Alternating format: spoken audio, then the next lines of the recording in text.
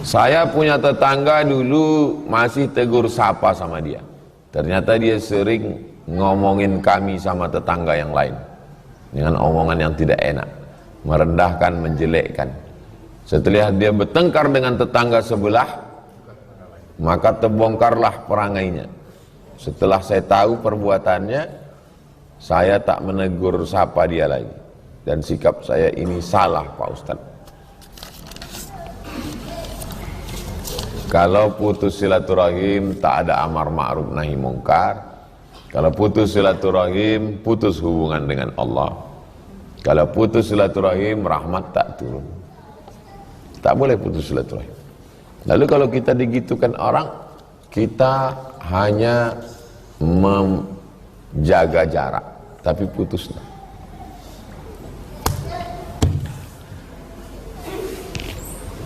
Kalau ada orang yang kalau kita dekat dengan dia kita teraniaya, maka kita hanya menjaga jarak, tapi bukan putus. Saya berhubungan dengan orang-orang yang terkait dengan saya. Masalah jadwal, masalah pondok, masalah. Adapun orang yang tak ada hubungan kait, saya tak putus hubungan. Saya tetap sambung hubungan. Cuman tidak seintens. Komunikasinya tidak sebanyak. Nah, jadi dengan tetangga, dengan kawan, dengan sahabat kita tetap hubungan baik. Tapi kalau kita hubungan baik dengan orang ini terlalu rapat, terlalu erat, terlalu dekat, kita teraniaya. Teraniaya karena sifatnya, karena ghibahnya, karena cakapnya, karena minjam duitnya, menyelamatkan dia dan menyelamatkan kita. Tapi untuk putus silaturahim itu beban psikologis. Pertama, antum kalau megang handphone selalu mencari, takut salah kirim WA. Misalnya ada nama Ari 5, Ari Untung, Ari ini, Ari, ada mesti satu buat nanti Ari putus, karena takut salah kirim. Kalau jumpa di masjid mesti waspada, takut salah sholat dekat dia. Jadi menyiksa pikiran itu, menyiapkan sekian energi ke otak untuk memusuhi orang. Kan letih itu, lelah. Saya tak pernah memusuhi orang, karena letih, lelah itu memusuhi orang. Tapi menjaga jarak untuk beberapa orang ada saya lakukan. Karena kalau terlalu dekat, dia teraniaya atau saya akan teraniaya. Kita jaga jarak. Tapi untuk putus tak boleh. Apalagi sampai mau ngamuk.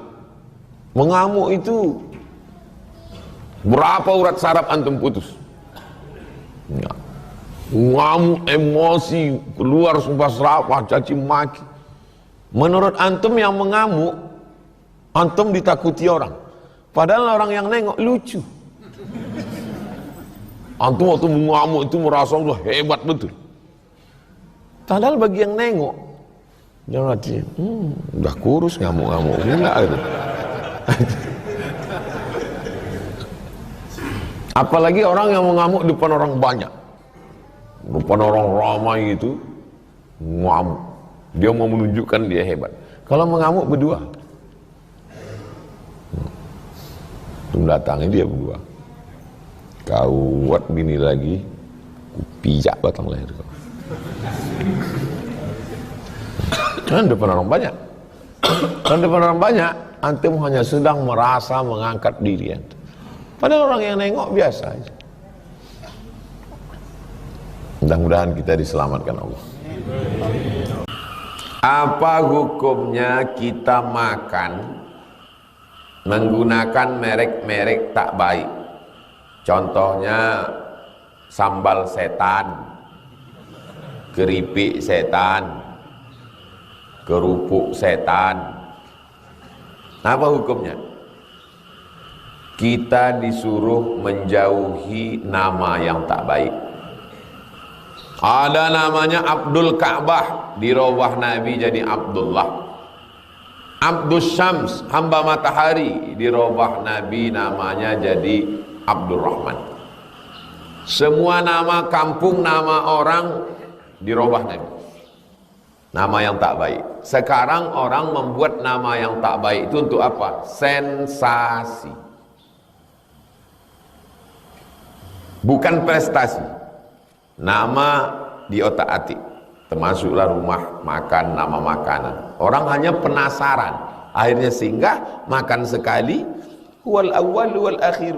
Itu yang pertama dan terakhir. Karena dia tidak. Saya baru pulang dari Medan. Pak Haji ini 1 bulan jual bakso, 1 bulan sedekahnya 2 ton beras. Saya tanya, Pak Haji udah berapa lama buka bakso nih? 40 tahun. 40 tahun. Habis sholat Jumat, jamaah datang, dan pengajian di sini Pak Ustadz seminggu sekali. Habis sholat Jumat orang datang, pengajian seminggu sekali. Setiap bulan 2 ton 3 ton lingkungan sekitar. 40 tahun sudah bertahan.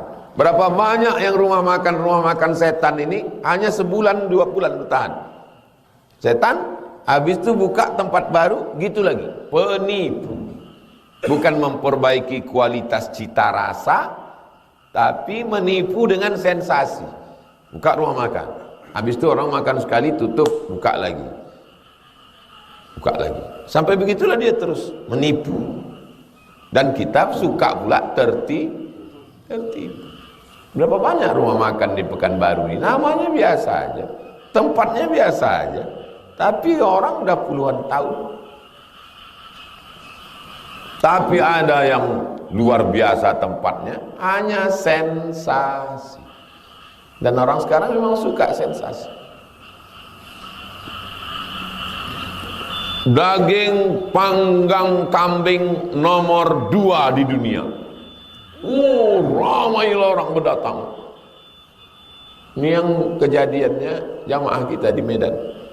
Pergi dia ke Jakarta, tengok, pas dia bawa mobil tengok, panggang kambing nomor 2 dunia. Singgah dia makannya.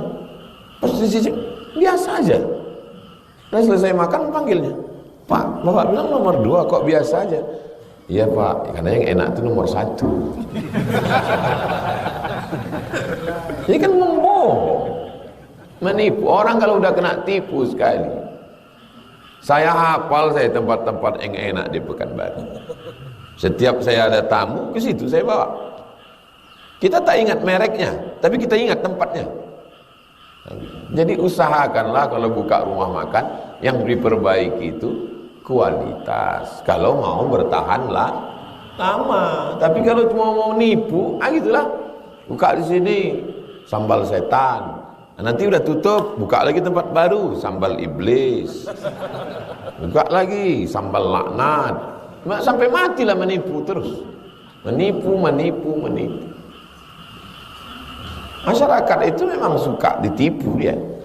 Gak sensasi. Cobalah pertahankan kualitas. Itu tentang masalah nama-nama.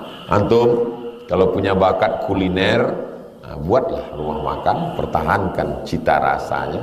Insya Allah eksis, bertahan. Banyak saya sudah jumpa orang-orang yang soleh buka rumah makan, berhasil, sukses.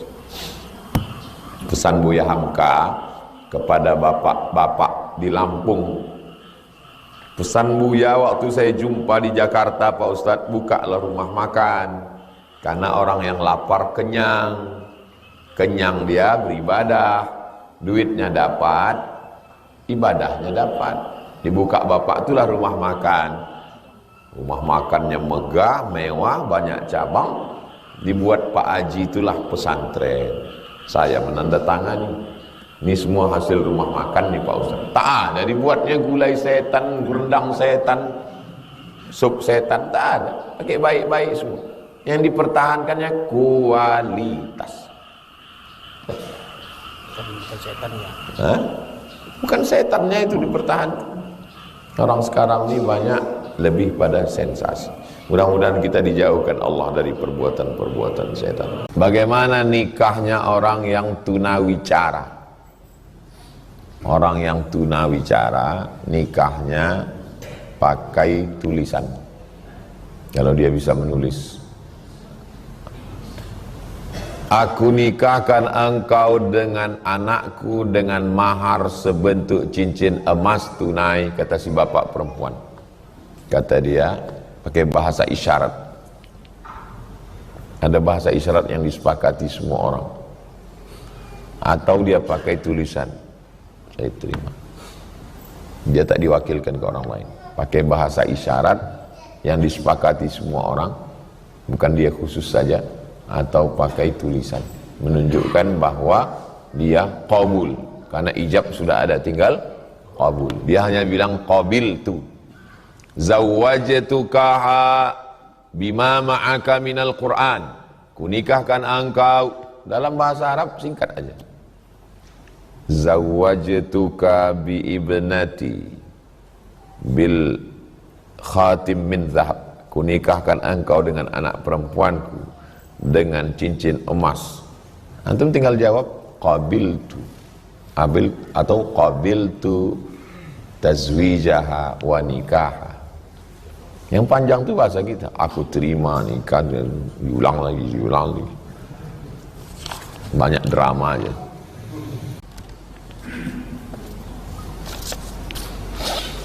Misalnya ada yang menjamin saya modal 10 juta. Kemudian bagi yang kasih modal itu per bulan 300.000. Selama setahun untungnya bagi yang pinjamkan modal 3.600.000. Tambah modal yang dia kasih 10 juta. Jadi 13.600.000. Apakah itu berdosa?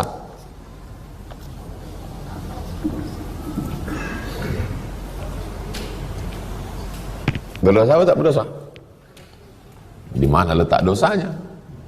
Letak dosanya itu adalah ketika dia bilang, ku pinjamkan kau 10 juta, bayar sebulan 300.000, untung tak untung pokoknya aku dapat 300.000 sebulan.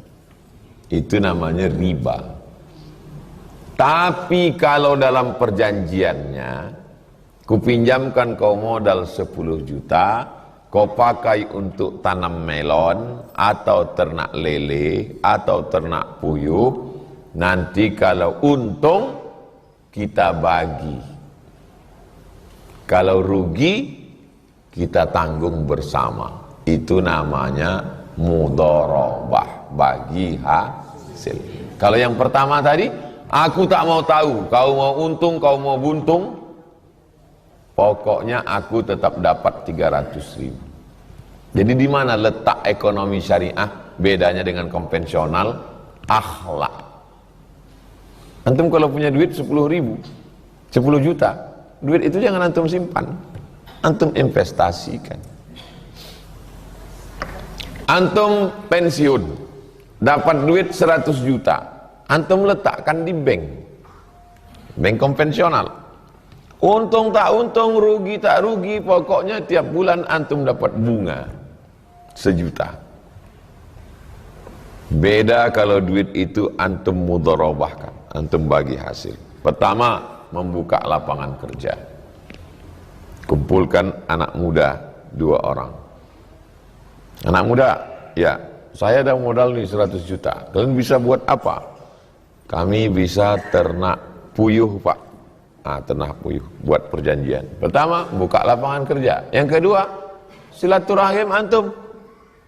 Selama ini antum di rumah aja, yang antum kenal cuman Amitabh Bachchan, Sanjay Dutt.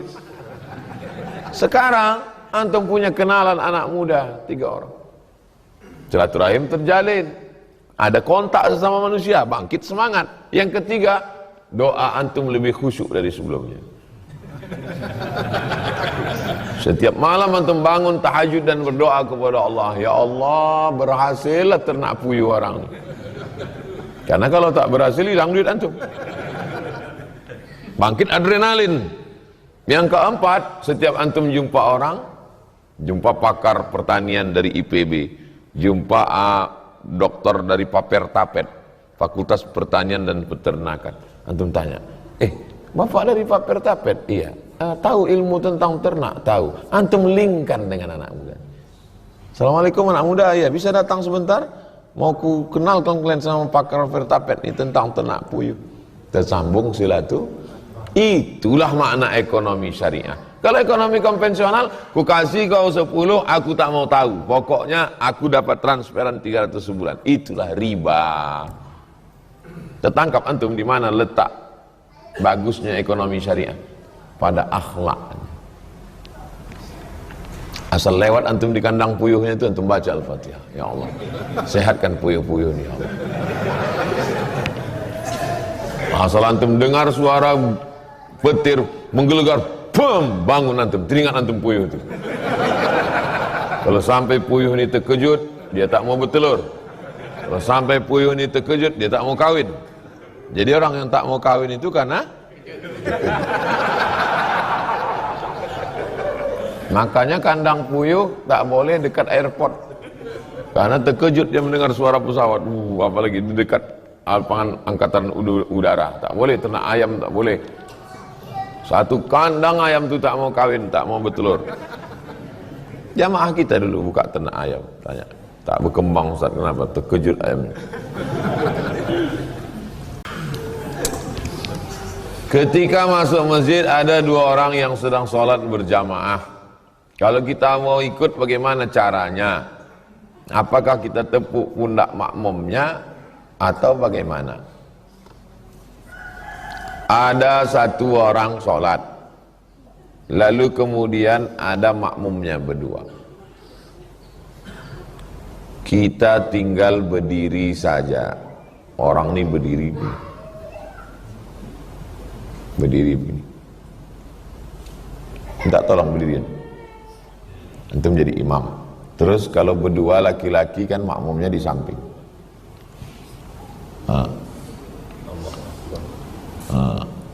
Antum berdirikan di samping. Kemudian datang orang ketiga mau menjadi makmum. Macam mana cara antum mau menjadi makmum? Antum berdiri di belakang imam. Berdiri di belakang imam.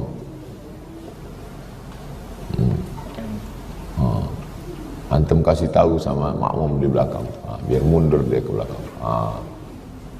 Mundur antum ke belakang. Salat berjamaah tuh.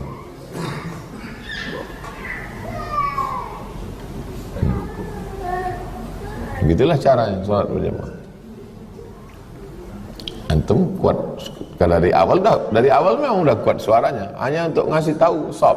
Karena kalau antum cuma berdiri aja di belakang, ini kan tak tahu belakang ini. Apalagi kalau sholat dia pejam mata.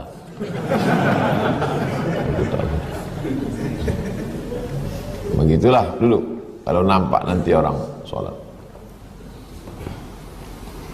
Itu hanya ada dalam mazhab Syafi'i. Mazhab Maliki tak mau dia ikut itu. Karena dia tak tahu orang berdua entah sholat asar atau sholat zuhur.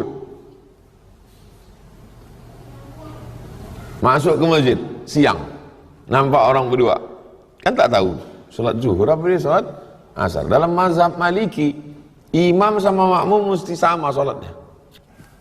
Kalau mazhab Syafi'i tidak. Imam tahiyatul masjid pun bisa antum jadi makmum. Imam ba'diyah pun bisa.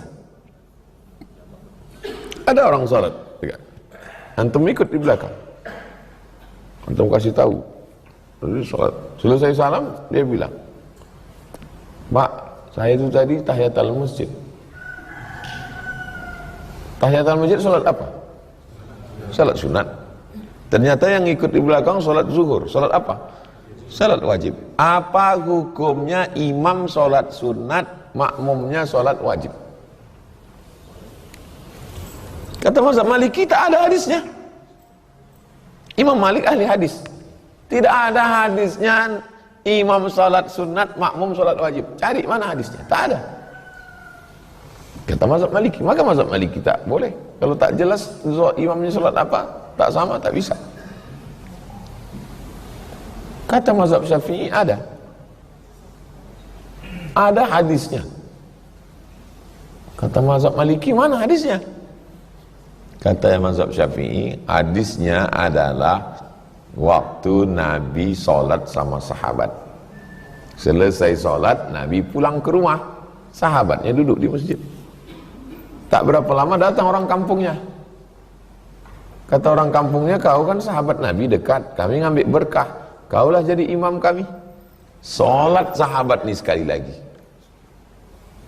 Sahabat jadi imam, orang kampungnya jadi makmum. Pertanyaannya, sholat sahabat yang kedua ini sholat apa?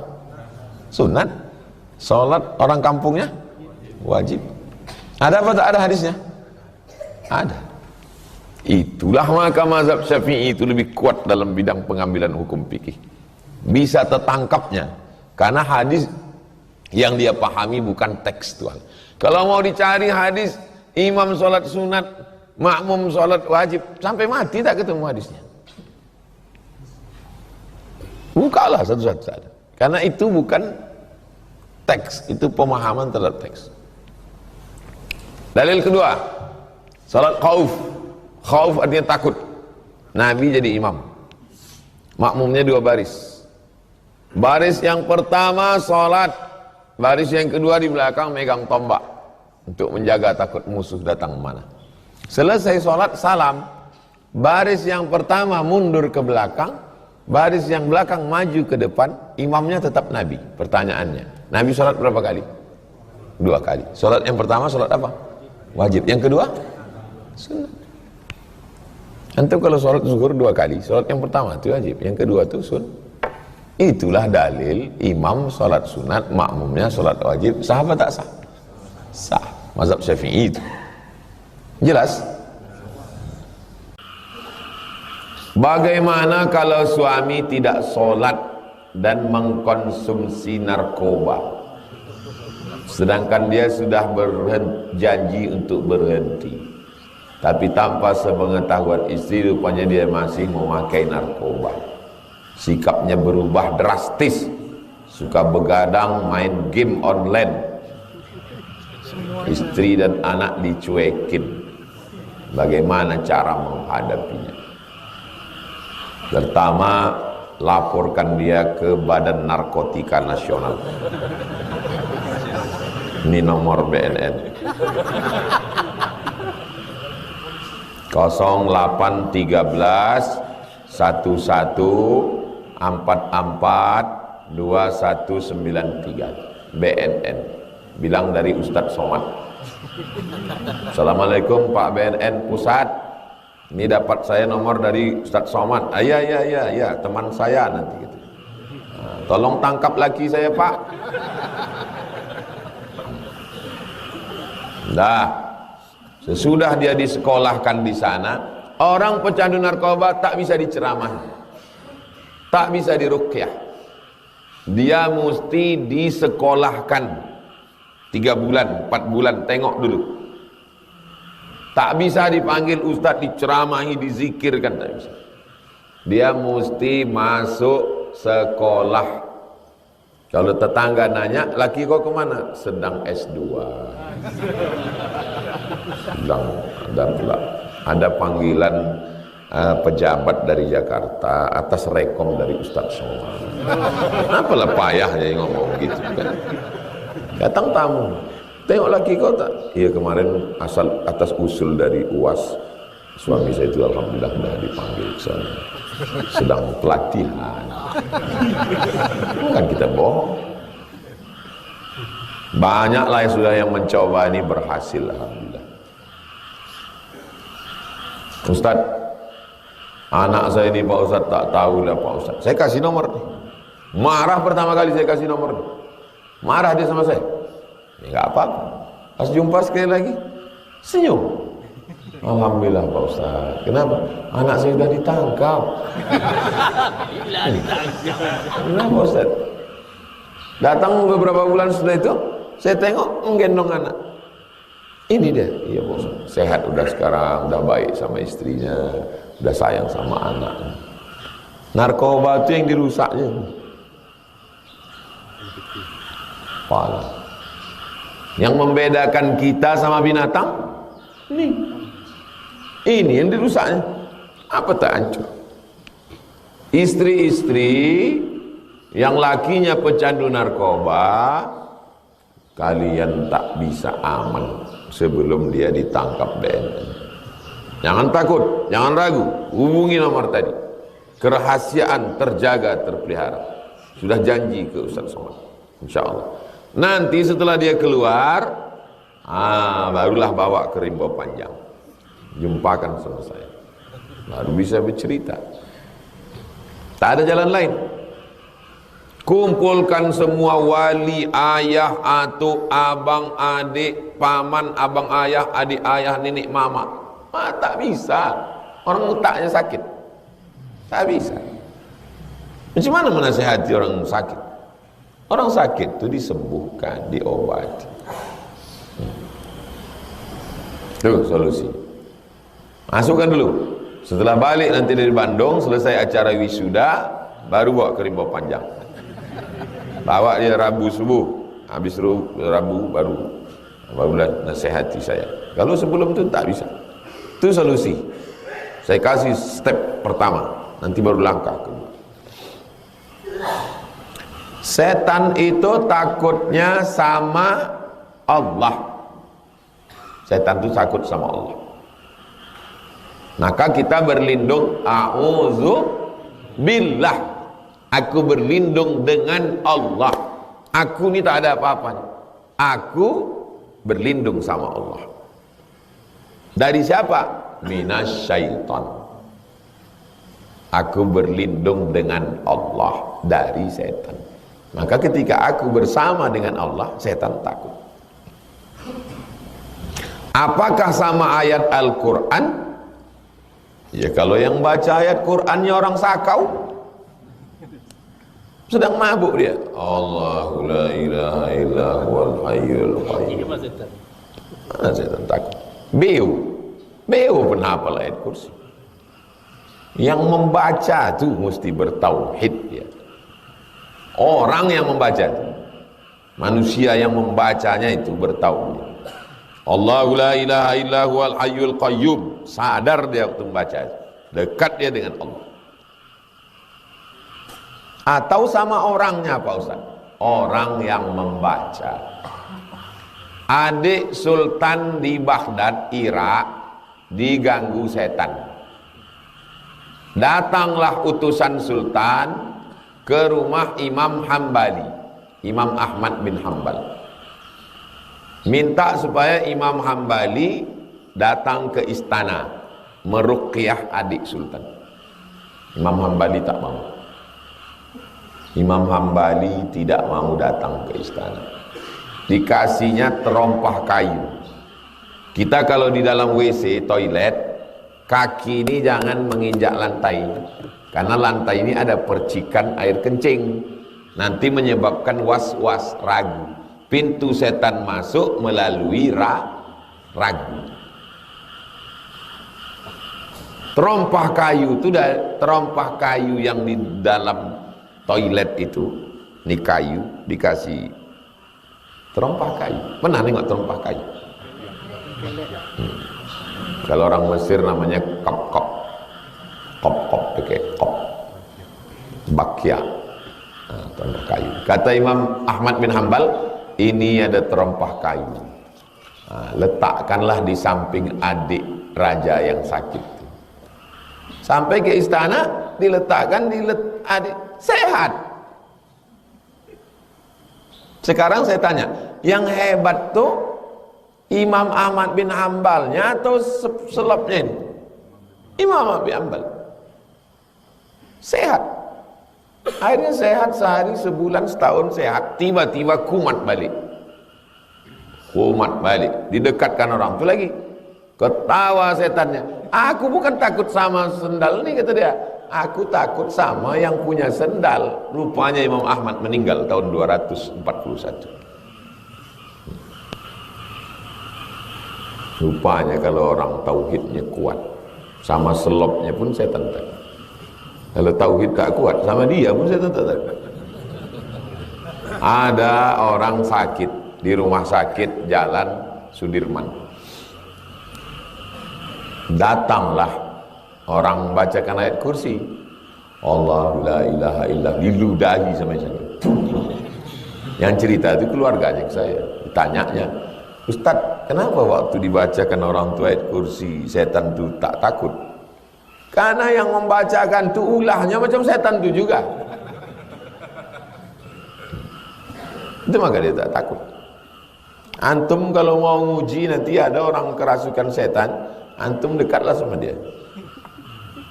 Kalau mau nguji tauhid antum.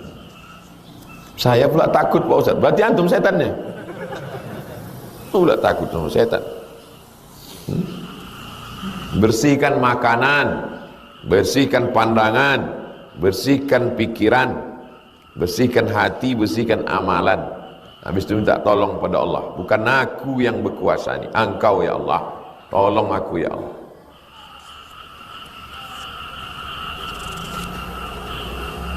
Orang dengan tauhid yang kuat, membacakan ayat-ayat, membacakan zikir-zikir, maka takut setan. Inna ibadi, kata Allah, inna ibadi, hambaku, laisa laka alaihim sultan. Kau tak bisa menguasai mereka. Syaratnya yang pertama, ibadi, menjadi hamba Allah. Jangan jadi hamba harta, jangan jadi hamba kuasa, jangan jadi hamba dunia. Setan tak takut.